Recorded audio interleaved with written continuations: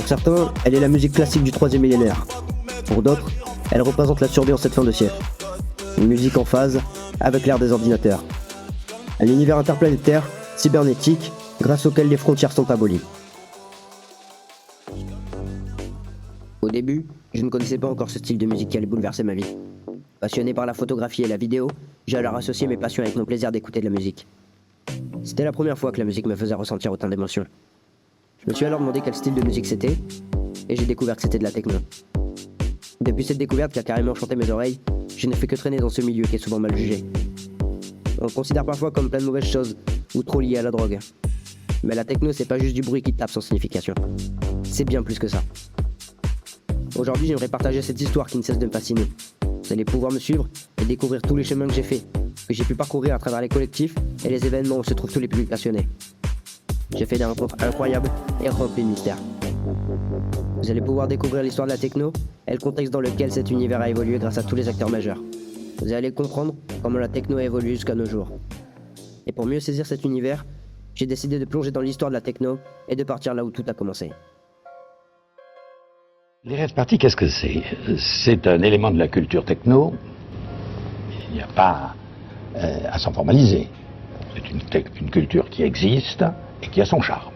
Les rave parties en soi ne posent pas vraiment de problème. Ce qui pose problème, c'est ce qu'on appelle aujourd'hui les free parties. C'est-à-dire les rassemblements de plusieurs centaines, voire de plusieurs milliers de gens, dans le secret le plus total, avec plusieurs conséquences, aucune sécurité, et on a vu les accidents qui sont intervenus, avec on peut être pour ou contre, mais la techno, cette musique qui utilise largement l'informatique dans sa conception, n'est plus considérée aujourd'hui comme une simple mode, mais comme un véritable mouvement de fond, comme le rock des années 50-60. Des industriels n'hésitent pas d'ailleurs à investir beaucoup d'argent dans cette musique née dans les années 1980. Avec la techno, ce genre de musique, on arrive à s'évader et à se faire son propre monde à soi. De la musique électro, des danseurs pas loin de la trance, cela ressemble à une rave party. Je pense que le party. monde de la techno a bien évolué parce qu'il y a beaucoup plus de gens qui s'intéressent à ça.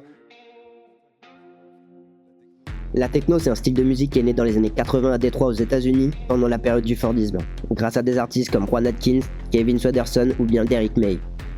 Après ça, elle s'est rapidement répandue en Europe et est devenue un vrai mouvement culturel et une forme d'expression artistique. La particularité de la techno, c'est ses rythmes qui se répètent et qui s'hypnotisent avec des basses bien lourdes et des mélodies électroniques. Depuis ses débuts, la techno a évolué et a donné naissance à plein de sous-genres différents comme la techno minimale, la techno acide, la techno industrielle ou la techno mélodique.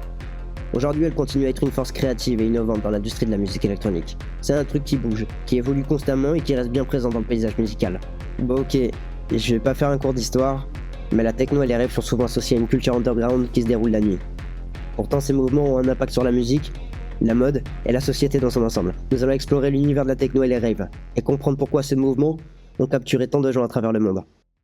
Mais avant toute chose, essayons de comprendre la différence entre une rave party et une free party.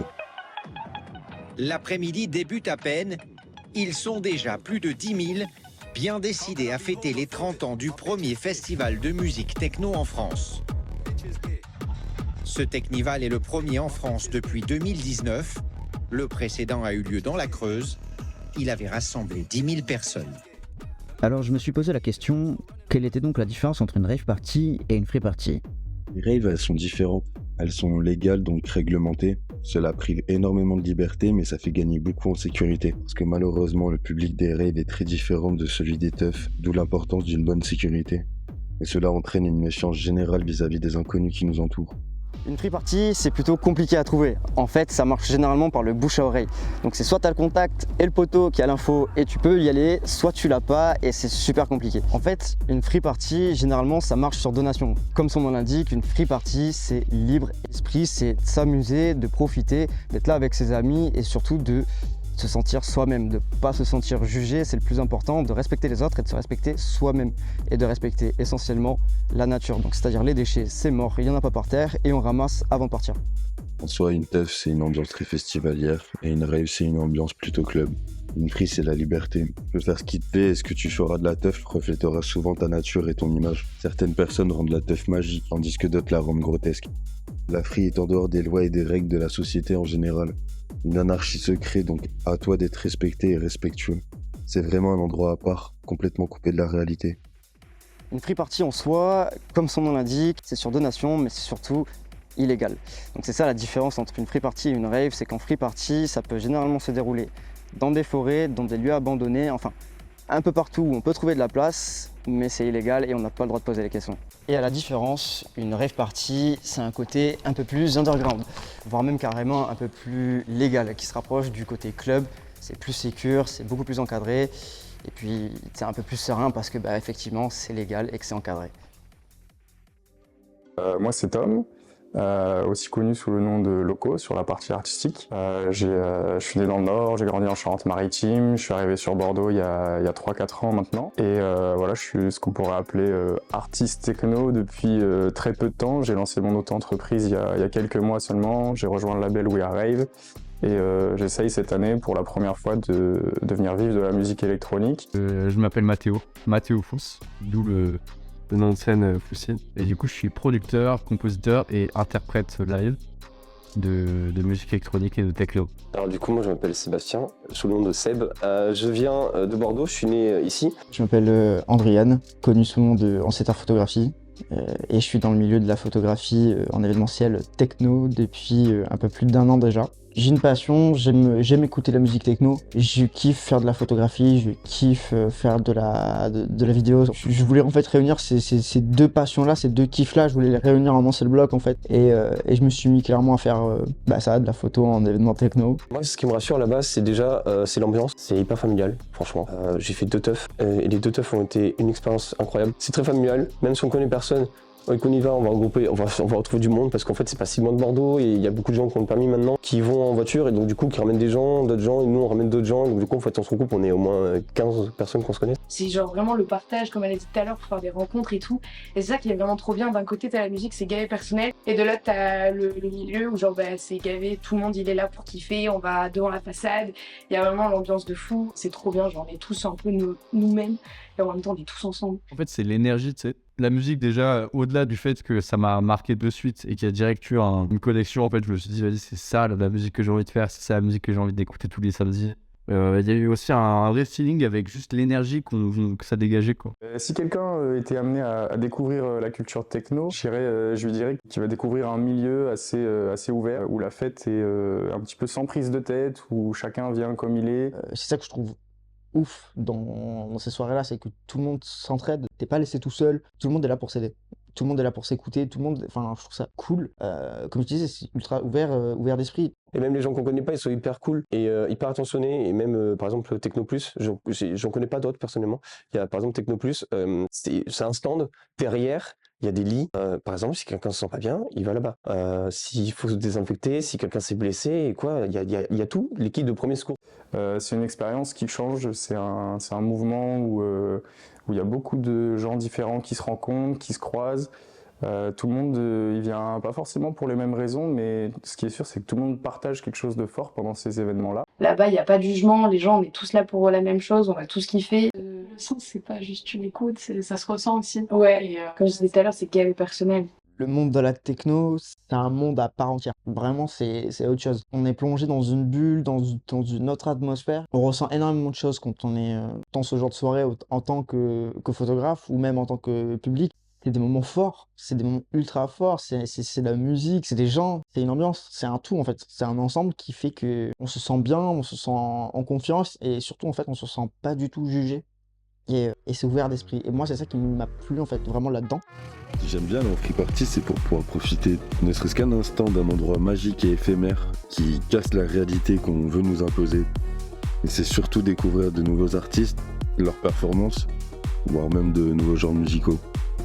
Et les gens, quand ils viennent principalement en free party, ils viennent pour le son. Les gens viennent vraiment pour s'amuser. Du coup, ça donne une forme de respect que t'as pas ailleurs dans les boîtes ou les bars. Et c'est ça que j'aime le plus. Et quand j'ai découvert, en fait, j'ai pas découvert juste une soirée. J'ai genre découvert une culture, une mentalité. C'est ça en fait le truc qui est différent. C'est que tu peux te dire, ah ouais, moi, genre c'est cette culture-là que je veux. Et puis il y a aussi le truc, moi par exemple, je sais pas danser. Mais en fait là-bas, tout le monde sait danser. C'est universel de ouf.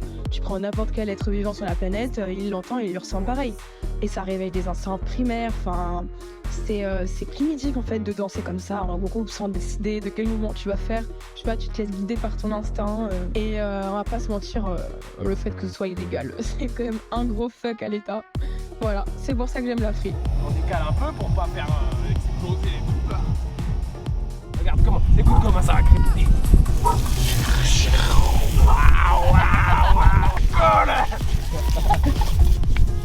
Hop là! Voilà, qu'est-ce qui se passe maintenant? Là, c'est un bon exemple. En teuf, on pollue pas. Et de croire, on est des sauvageons drogués, je sais pas quoi. Là, j'ai pas de drogue dans mon sang. On pollue pas. On est bien, on est bien. Faut quand même faire vachement attention, ça demande énormément d'autogestion, c'est le maître mot même de ce milieu, de ce mouvement. Tout se base sur le fait de s'autogérer, de communiquer ensemble, de savoir ce qu'on fait, de se gérer avec nos déchets aussi. Là, dans cette teuf, on va rencontrer Kélian, Eba et Belou qui vont nous raconter pourquoi ils sont en teuf, pourquoi ils aiment tant venir dans ces événements-là. Salut mes petits gars, vous êtes dans le docu de artistes à cœur ouvert.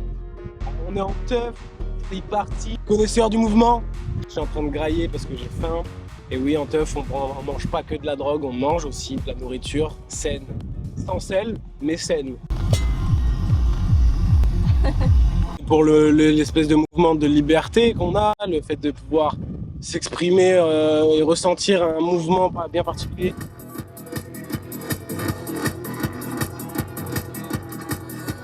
Pourquoi je viens en free party? Je viens en free party déjà pour faire la fête, retrouver des gens qui me ressemblent, parce que dans la société actuelle, je trouve pas forcément des gens qui me ressemblent. Donc dans ces milieux-là, je retrouve ma famille, les gens qui me ressemblent, mes amis que je croise tout au long de la route. On peut croiser un peu partout parce que nous, on vit sur la route, on voyage, on travaille aussi sur la route. On vient, on apporte notre petite touche, notre petite patte et on aime que ça évolue. Surtout que ça reste une ambiance familiale et joviale, entre amis. Et c'est pour ça que je viens en free party. Ce qui me plaît dans le free party, quoi, c'est de venir rencontrer les gens que j'ai vus, que j'ai croisés peut-être dans le nord, dans le sud, dans l'ouest. Je retrouve de la famille. C'est des copains, quoi. On se retrouve autour de 4 caissons pourris, comme ce soir peut-être, ou autour d'une grande façade, comme Technival, avec beaucoup plus de monde. Mais en attendant, on est tous là et on s'aime et on fait la fête et c'est vachement bien. Et voilà, c'est ça la free party. Ouais, je suis d'accord. Attends, j'applaudis comme les chevaux. C'est pas la même énergie qu'il y a ici que quand on va dans la ville ou dans les festivals, soirées légales entre guillemets. Attention, mes pattes bougent. Je m'occupe de mes pattes. Oh là là, mes pattes elles sont cuites. On est des gens heureux, même si on est stigmatisé à toute berzingue. On est des gens heureux. Regardez comment j'ai l'air heureux. Je suis heureux. Non mais on rigole, on s'amuse, on est entre copains. Bon là tout à l'heure il y a les forces de la maréchaussée qui sont venus nous embêter parce que c'est aussi un jeu de rôle. Ça les amuse de nous embêter, tout comme nous, ça nous amuse de les voir arriver pour nous embêter. C'est un jeu qui se perpétue depuis des années, donc forcément, ça bouge pas, quoi.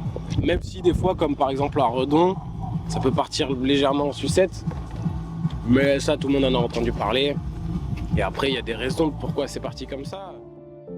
J'ai beaucoup d'anecdotes qui ont tourné, qui sont postées sur internet ou quoi, où des forces de l'ordre pètent des câbles, cassent des matériels, prend le matériel sans aucune raison, sans aucun droit entre guillemets, même si bon, on interroge un flic à l'heure d'aujourd'hui, il va dire oui mais un tel article, un tel, ouais, d'accord, t'es pas là pour casser du matériel. Les flics vont pas réfléchir, ils vont prendre le matériel et les gens ils vont pas réfléchir, ils vont prendre le matériel et casser le matériel. Comme certaines vidéos que vous avez dû voir, où des flics juste cassent des contrôleurs. L'opération a duré 45 minutes. Elle a permis la neutralisation de l'ensemble des dispositifs de diffusion du son présents sur le site. Là ça craint, là, parce qu'il y a vraiment 300-400 gendarmes, on est 1000 teufeurs, et en 10 secondes, tout le monde a du mal à respirer. Enfin voilà, gaz lacrymogène, quoi, on a du mal à respirer. Elle s'est déroulée dans d'excellentes conditions de sécurité et a mobilisé de très nombreux personnels. Ça n'a pas empêché qu'il y ait 6 blessés forts cet après-midi. Des blessés légers qui s'ajoutent. Il y a le GIGN carrément qui a débarqué, enfin qui était là, ça a été on a su qu'il y avait le GIGN qui était dans cette opération de destruction de matériel. Il parle même dans une interview le matériel a été neutralisé. Et, les journalistes essayent de pousser pour qu'ils expliquent que la consigne a été donnée de le détruire carrément. On revient au niveau des sons de système. Et là, il y a tous les organisateurs en pleurs devant leur matériel parce qu'on a vu les coups de hache dans les haut-parleurs, toutes les façades qui se sont faites effondrer comme ça. On parle de dizaines de milliers d'euros de matériel. Il y a eu des vidéos où on voit des policiers taper avec des matraques et dans les groupes électrogènes qui sont en train de tourner. Enfin, c'est des trucs hyper dangereux et ils ne se rendent pas compte des actions qu'ils font. On part sur le côté un peu plus free party. Là, c'est sûr que les relations avec les autorités, les sanctions, elles sont pas toujours évidentes. En tant qu'artiste, pour moi, on risque pas beaucoup plus de choses qu'en tant que participant, parce qu'on vient, en fait, on est un participant qui est invité et qui, en plus, vient mixer, donc on joue un peu notre matériel. Ça peut arriver de se faire saisir son matériel de son à la fin de la soirée, si les flics décident de saisir. Après, ce qui peut être complexe comme moment à gérer parfois, c'est que, personnellement, souvent, je joue le matin, quand je joue en free party, vers 8-9 heures. Et c'est l'heure où la police arrive. Et la première personne qu'ils vont voir quand ils arrivent sur le terrain, si les orgas les croisent pas avant, c'est l'artiste qui est derrière les platines, ils viennent discuter, échanger. Donc là, on se retrouve dans des situations parfois un peu complexes où il y a 5-6 agents qui débarquent, qui viennent discuter pendant 20 minutes avec la dame très gentille et à côté, derrière, tous les policiers avec les FAMAS et tout. Je dis, bon, je suis pas très serein. Mais voilà, après, en tant qu'artiste, on est protégé, entre guillemets. Normalement, toutes les responsabilités, elles sont vraiment vers les organisateurs et ceux qui prennent tous les risques pour tout le monde. Après, les artistes, voilà, à part se faire saisir le matériel à la fin, normalement, il n'y a pas d'énormes risques en plus. Je pense que, après c'est mon avis, très subjectif, mais je pense qu'il y a deux possibilités. C'est que soit ça va se tasser et en fait ils vont apprendre à vivre avec nous. C'est comme dans un couple, hein. Là t'es obligé de t'adapter à la personne, sinon ça marche plus la coloc, quoi. Donc soit ils s'adaptent à nous en fait, parce que nous, j'ai l'impression qu'il y a tellement de... Enfin, tu sais, il y a quand même ce côté anarchiste un peu revendicateur, surtout en France, on a quand même un côté un peu punk dans la techno, tu sais. Je pense pas que nous on va s'adapter, tu vois, honnêtement, à l'état.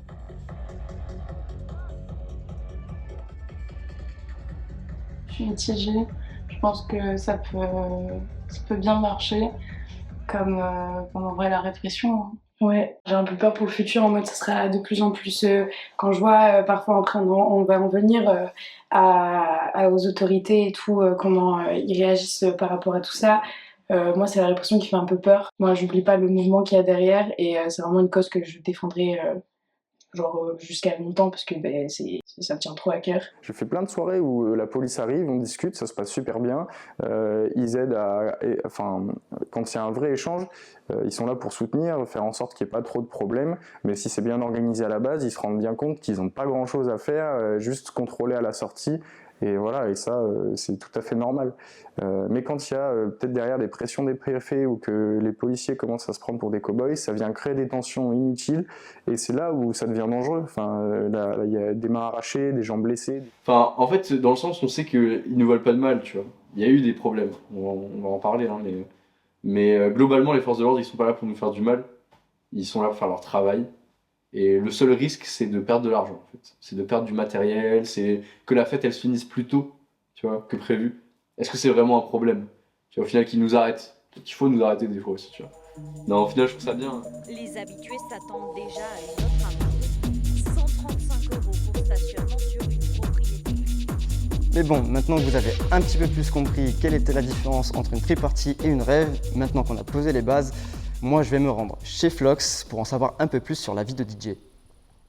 Dans le prochain épisode d'Artistes à cœur ouvert, abonnez-vous pour ne pas louper la sortie du prochain épisode. Yo l'équipe, c'est Flox et bienvenue chez moi. Pour ceux qui ne me connaissent pas, je suis DJ producteur sur Bordeaux. C'est plutôt stressant, j'ai vachement de pression, vachement de stress. Dès que je t'entends mixer pour la première fois, j'ai fait ah ouais la techno en fait. Et je vais vous emmener directement dans la pièce maîtresse de mon appartement, là où je compose toutes mes tracks et où je prépare mes sets. Échanger de l'énergie avec le public, donc donner de l'énergie en recevant en retour. Pour moi, c'est magnifique. Je l'ai vu évoluer. Très clairement, en un an, il est passé de petit Olivier au grand Olivier qu'il est devenu maintenant. Alors, on adore faire le fou en soirée, on adore faire les débiles. Et là, il sort son téléphone. Et c'est resté